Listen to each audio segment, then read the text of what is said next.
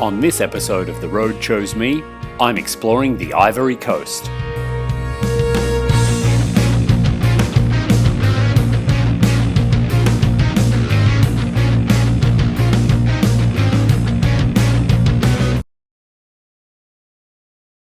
I leave Tai National Park and the nasty dirt road continues.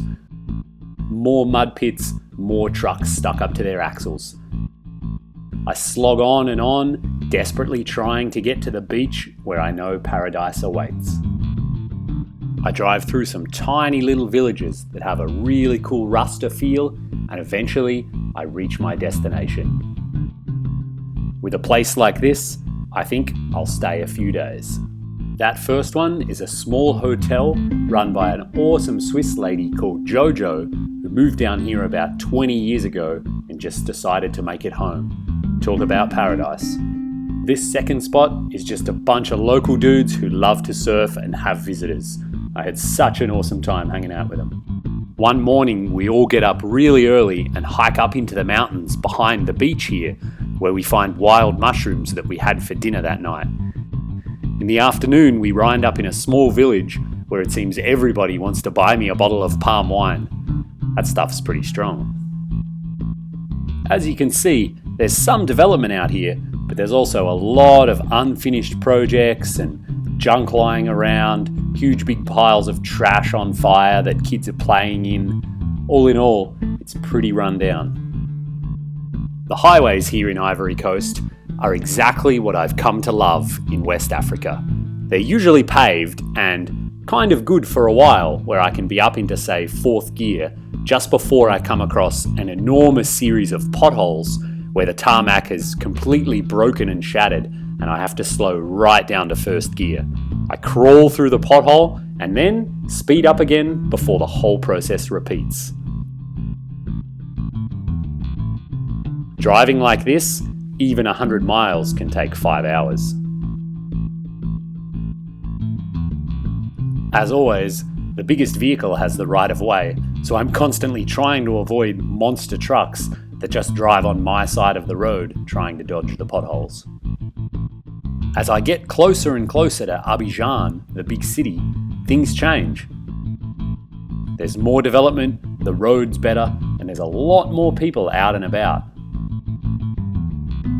Imagine my surprise as I drive into a massive, modern city on a brand new 3-lane freeway.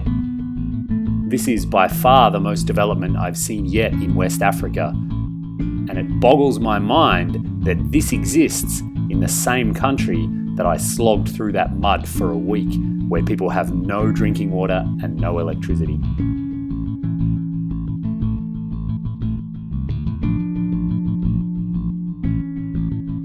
Here I am cutting right through the middle of the city on the kind of highway freeway thing that cuts right through.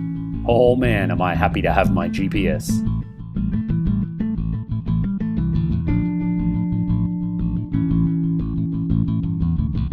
And yep, they have toll booths on the good highways.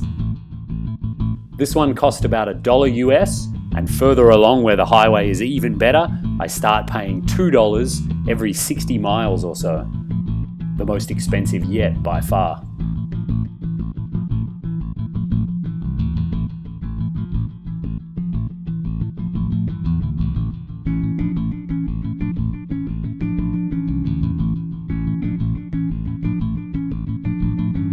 Here's another one a bit further along. Check out the military guy with the AK.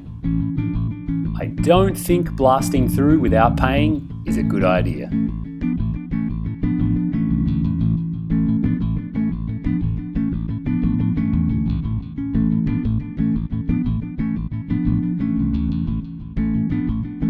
Of course, just because the highways are good, it doesn't mean that driving is anything resembling sanity. It's certainly worthwhile paying attention.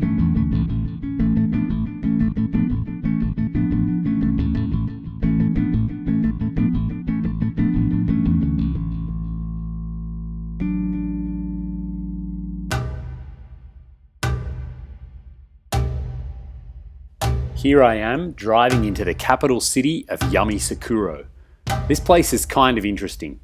It's the home of the former president, and for no intelligent reason, he just wanted to make it the capital of the country. So he did. He built an enormous freeway directly to it, and he built huge buildings and the parliament and all of this stuff in Yamoussoukro, even though it's in the middle of nowhere and it actually isn't that big. What you see next is crazy.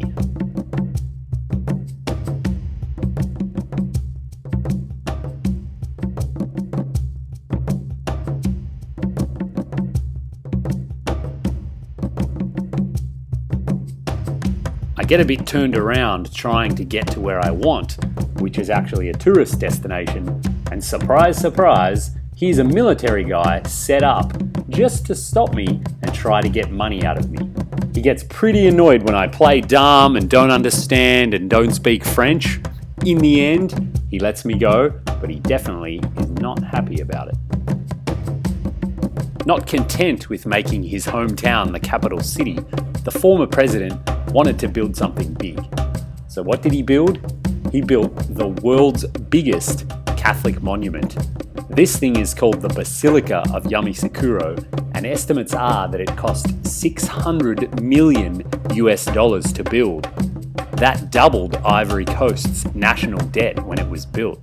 The Catholic Church wanted the president to do something for the people. So over the road, he built a massive hospital that was supposed to be for everyone. The Pope came and gave his blessing, but of course after he left, the hospital was never finished, and to this day it sits there unused. Even in London and Washington DC, I've never seen monuments and opulence like this. The real head scratcher is that it's in the same country where there were people with no running water, no electricity, and no access to healthcare. How this kind of thing can happen? I simply don't understand. I've thoroughly enjoyed my time in Ivory Coast. It certainly has its ups and downs, but by far the most beautiful beaches I've ever seen in the entire world.